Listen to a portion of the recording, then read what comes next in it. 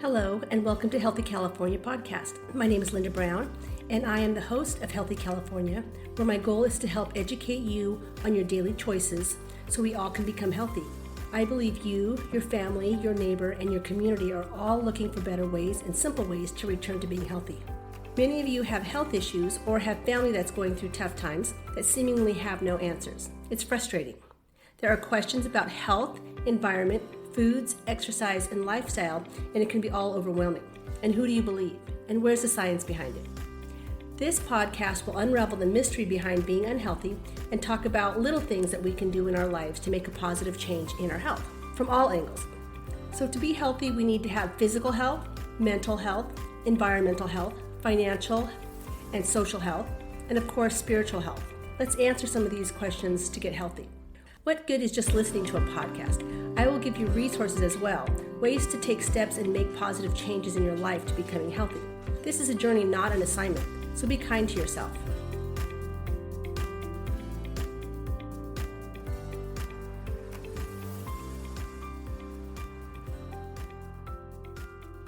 Hello, California.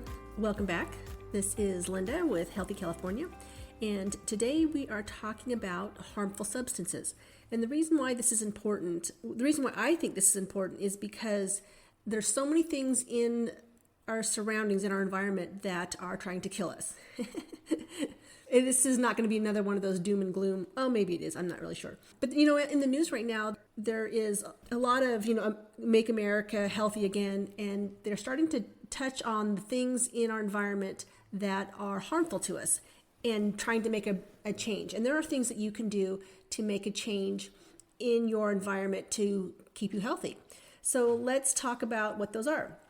So harmful substances. There are toxins, toxicants, poisons, and then like ionizing or non-ionizing radiation. The definition of a toxin is a specific protein produced by living organisms that typically produce a biological effect. So a toxin is a living organism producing some sort of effect on your body. A toxicant is a substance not produced by a living organism that has adverse effects on of any kind, really, on your body. And so toxins and toxicants are used interchangeably, which, that's fine. Either way, they're not good for your body. And then there's a poison. Poison are toxicants that cause immediate death or illness, even at a very small amount. And then there's ionizing radiation. Well, I'm just going to say radiation. There's radiation or ionizing radiation. Ionizing radiation just means that an ion has been removed from a compound and it's now having a negative effect on your body. So those are the definitions of what we're kind of going to be talking about today. So what does that look like for you? So what are the toxins and the toxicants and the poisons that we're looking for? Well, there are metals and heavy metals, like arsenic, cadmium, chromium. The heavy metals are the lead, mercury, nickel. And then there are inorganic chemicals like fluoride. There's solvents. Solvents are chlorines and benzenes. And we have pesticides.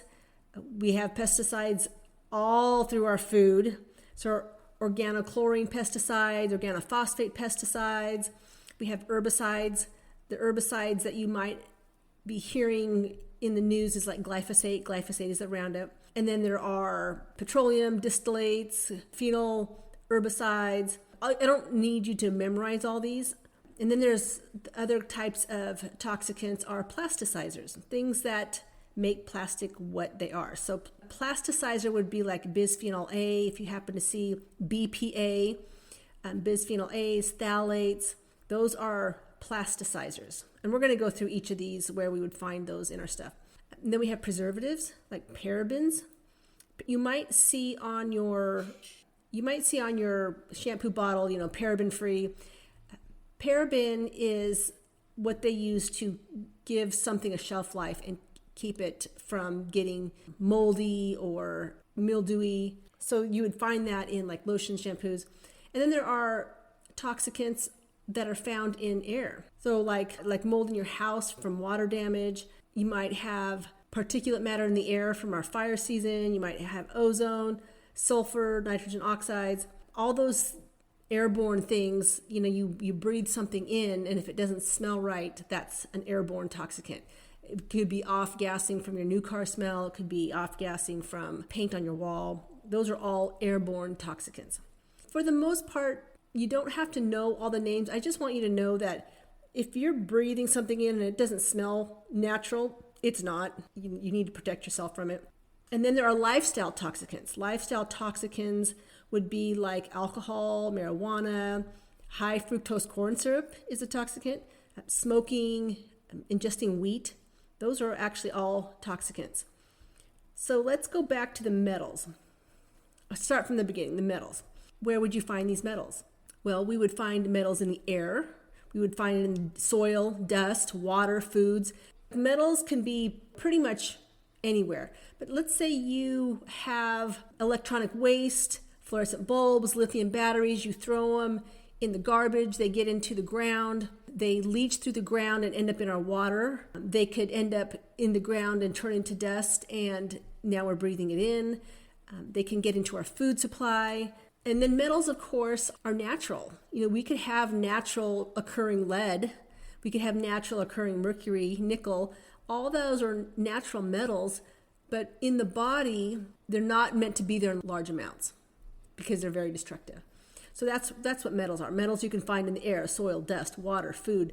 They can even landfills that leach into the ground are going to leach all sorts of things, metals and chemicals, and it's not really good to be living near a water source that comes near a dump or a waste site. And then there's inorganic chemicals like fluoride. Where would you find fluoride? Well, you'd find it in your water and in your toothpaste. Fluoride is not necessary, honestly. Fluoride is not necessary for your teeth. And fluoride is a nerve toxin. It affects your nerves. So you might be thinking, well, I've brushed with fluoride toothpaste all my life, and it hasn't given me any problems. True, that's true. Are want you to think about toxic burden. Is the fluoride going to be harmful to you? Maybe not. But what if you are living near a place that had metals in their water? You're breathing in dust from the fire. You are eating pesticides in your inorganic vegetables, and then you're eating out of a can that has plasticizers. What if all that stuff finally develops a toxic burden in your body, finally develops after all these years of doing that, and then you brush your teeth with fluoride toothpaste, and then all of a sudden you are developing disease? Well, was the toothpaste the problem?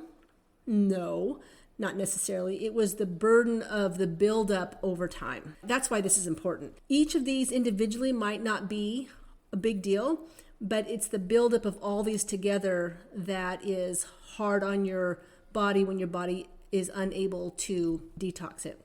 So solvents. Where would you find solvents in your environment? You'd find it in paint thinners, nail polish, adhesives, varnishes, cleaning agents, degreasers, spot removers. Again, if it's going to have a smell to it, it's not going to be a good thing.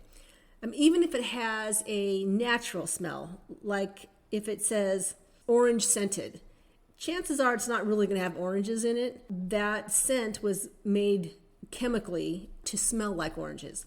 Having things that are fresh scented is not necessarily a good thing either. Let's see, what else? So we want solvents, pesticides. Where would you find pesticides in your environment? Well, you'd find it in inorganic foods, because we spray our agriculture with pesticides so that our crops don't get destroyed by the pests. And then if we don't spray them, we might genetically modify them so that they have an automatic resistance to a certain pest.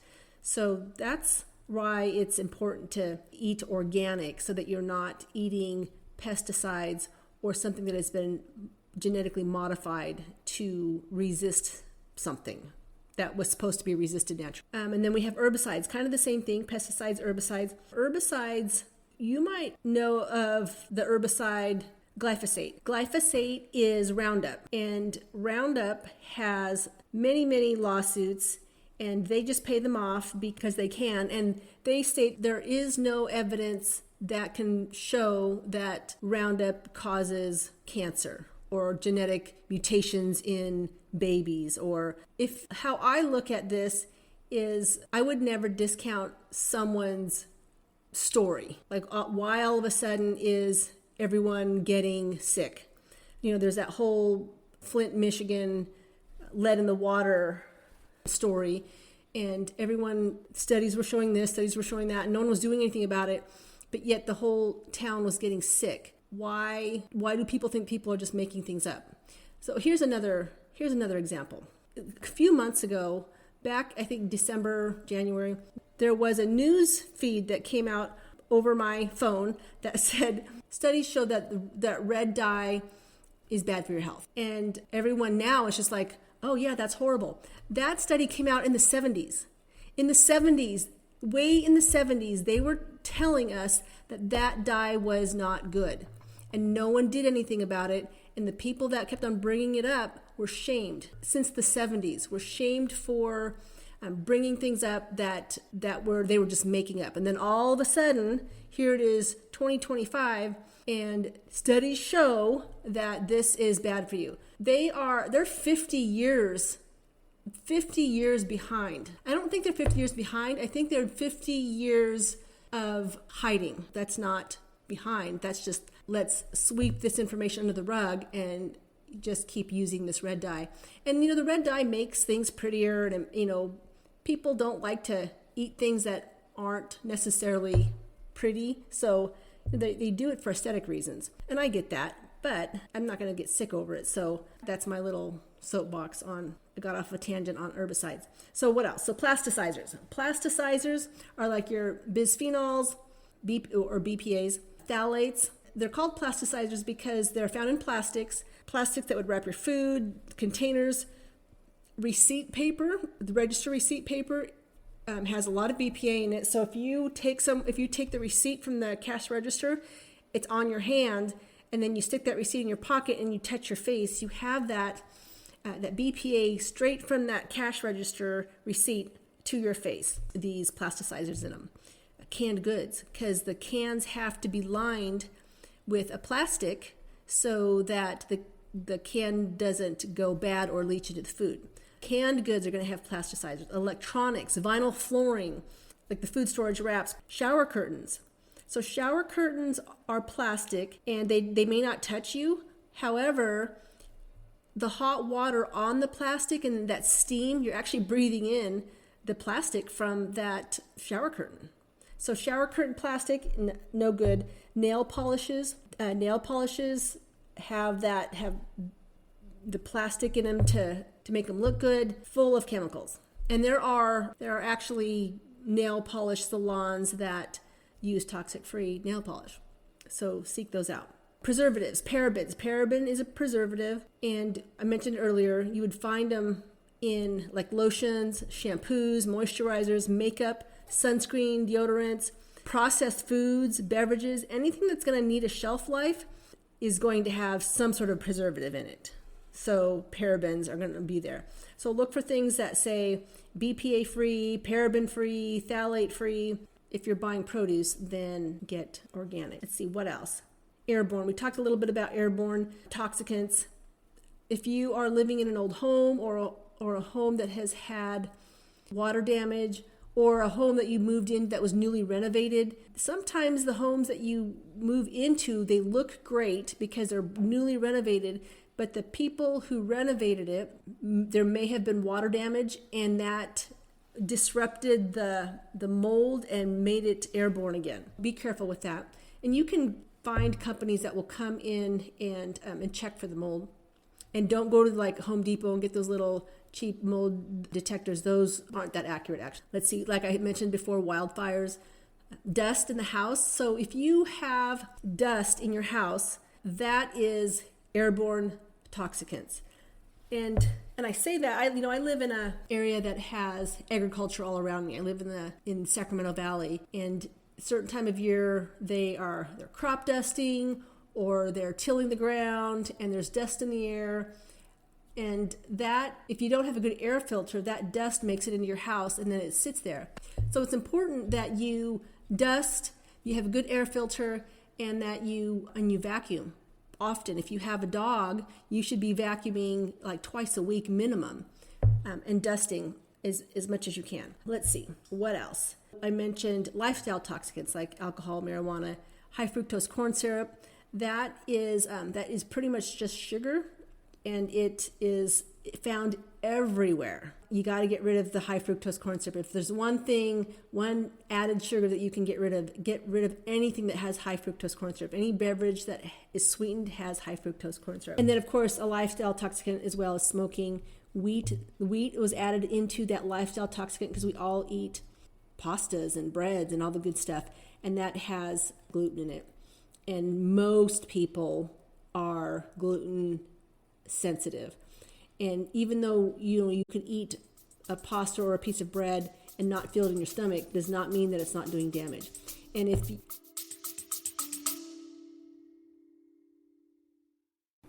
I want to take a second to share a helpful resource with you. I have a free health questionnaire designed to pinpoint the areas in your life that you need to focus on for optimal wellness. If you're interested, simply click the link in the show notes or visit heal-throughfood.com to access it. Now let's dive back into the show. If you go back and listen to my podcast on inflammation, that will kind of explain how you can become inflamed without necessarily having like an upset stomach. You still have your body reacting to whatever's in your stomach or trying to process and bring into your body. So why is all this important? Why am I even talking about this? What's the big deal? It's important because these chemicals are endocrine disruptors. Endocrine disruptors just means that they are hormone disruptors. They are obesogens. So these toxicants are obesogens, which just means that they cause obesity. They are carcinogenic, which means that they are cancer causing.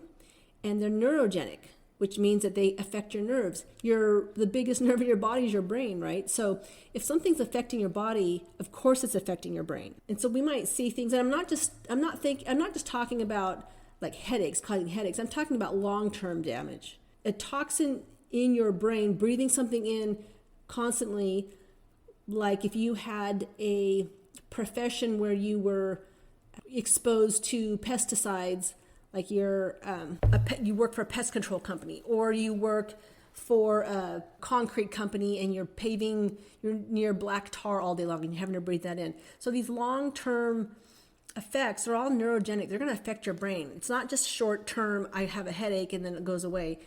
Long-term, it's definitely doing damage to your brain. So all that needs to be detoxed. So that's why this is important. Let's go through those separately, the endocrine disruptors, the obesogens, carcinogens, and neurogens. Like I said, the estrogen disruptor is a hormone disruptor, and I'm talking about all hormones. I'm not talking about just one specific hormone. And the reason why I say all hormones is because one hormone affects another hormone, which affects another hormone, and then this whole cascade is off balance. Like melatonin. Melatonin is a hormone that helps us sleep. But if we don't sleep well, whether it's the melatonin or not, if we're not making melatonin, let's say we are watching TV right before we go to bed, so our melatonin is going to be not secreted because we have that light coming in through our eyes, shunts our melatonin. Melatonin is off, which then, if our melatonin is off, it's going to affect the cortisol because our cortisol ebbs and flows during the night. So it's going to affect our cortisol. If our cortisol is high, our blood sugar is going to be high. If our blood sugar is high, our insulin is going to increase. If our insulin increases, everything it's this big vicious circle of hormone disruption, and it could affect things like low testosterone. It could affect things like if you're having menstrual irregularities or trying to get pregnant. These chemicals are going to disrupt all that. They can, for sure. And so if you have toxins in the body that are unable to detoxify or get out, then they get stored. They get stored in your adipose tissue. If you don't have enough adipose tissue, then you're going to make more adipose tissue so that you can store it. People that may not have a lot of fat on their body might gradually start to gain weight just so they can store these toxins. And they're storing these toxins because their liver is unable to detox it out of the body and get rid of it. So it goes back to your liver. Is your liver healthy? Let's see, what else? This affects men as well. So men who have toxins in their body will also store adipose tissue. And if anyone has more adipose tissue, it affects their hormones. Adipose tissue will make estrogen. If men have more adipose tissue on their body, their testosterone will turn into estrogen, which then, if you have more estrogen, you'll store more fat, which means you're going to make more estrogen, which means you're going to make more fat, which means you're going to make more estrogen, and again, a vicious cycle. Many times, men that are younger, 30s, 40s even, that have low testosterone could be the adipose tissue on their body. Because there's no reason a male should have low testosterone in their 30s, even early 40s. There's no reason. So there's something going on. I would say don't take testosterone just to take testosterone. I would say find out why you have low testosterone and resolve that problem. Many times when we finally detox the body of chemicals, stored chemicals even, then our body will automatically start to normalize in weight. So the fat might just melt away just by getting the toxins out of the body, detoxing the body. And I make it sound real easy. I know it's not that easy, but it's definitely one thing to consider, getting your toxin levels checked or just taking good care of your liver so that your liver can do what it's supposed to do. Because, like I said, everything around us is trying to kill us. Our air, our water, the chair we're sitting in might be off-gassing some sort of new chair smell, or it's always going to be something. And I don't want you to think that you can't do anything about it and that you're doomed to a life of toxic burden. That's not the case at all. What I'm saying is, as long as you know that it's there and you can do something about it, detoxifying and making better choices, then we can stand half a chance of surviving all the things that are trying to kill us. Let's see, what else? So chemicals are obesogens, which just means that they will make you obese. Toxins are carcinogenic, which means they're cancer-causing. Neurogenic, neurogenic, I explained earlier that if it's going to affect the body, it's definitely going to affect the brain, long-term effect. What does this look like in you? How might you think that you have some sort of a toxic burden? Well, you could be low in energy or fatigued all the time. You could get sick. Maybe you're sick often, or you're coughing. I don't know why you're coughing, postnasal drip, or allergy symptoms when it's not allergy season, or allergy symptoms when you don't typically have allergies. Because that's your body trying to tell you something about, you're trying to get rid of whatever's in your lungs or whatever you're breathing in, your body is trying to fight something off. So allergy symptoms. Low testosterone could be a result of toxic burden. Same thing with menstrual irregularities or inability to get pregnant, headaches, brain fog, inability to sleep, blood sugar dysregulation if your blood sugar is off, respiratory symptoms, weight gain. I just said, if you're gaining weight and don't know why, it could be building up a toxic burden. And then with a toxic burden, you have an increased risk for cancer. That's why all this is important. And those are some of the signs that you can look for to figure out, if you have a toxic burden or get tested for toxins or make changes in your life. Then what do you do about it? Well, stay tuned, because this is a two-part, so you will find out next week what to do about it. But in the meantime, between now and then, why don't you find one thing in your life, one thing you can change in your life between now and next week to start making a small change to make your environment around you just a little bit better. I don't want you to go and just all of a sudden get rid of all your shampoos and your lotions because it has chemicals in them. I want you just the next time you're at the store to make a good choice the next time. It doesn't make sense to get rid of all that stuff now. You're just putting it in the landfill anyways, right? And then there is, in case you are interested, there is a website for the disease. It's called Agency for Toxic Substances and Disease Registry. So you can go to see what the toxic substances in your area are. And then there's this really interesting, I think it's interesting, it's you can find out what's in your water, in your location. So the Environmental Working Group, ewg.org, there's a link in the show notes. You can put in your zip code and find your area, and it'll tell you what's in your water. And you're going to be surprised on what you find. Some things are not supposed to be there. In my water, there are things that are not supposed to be there. It's shocking, actually. Luckily, I filter. And then there's also information on radiation. Well, we didn't even really talk about the radiation, the EMFs. So I'll bring that up next week. In the show notes, you can go to the EPA.gov. There's a link, and it'll kind of explain what radiation is: high frequency, low frequency, ionized radiation, non-ionized radiation. Because that's important, because a lot of people are afraid to go get x-rays, and the x-ray isn't the problem. X-ray is a large dose of radiation, right? So they're zapping with radiation into your body, and it's very destructive. However, what is more destructive?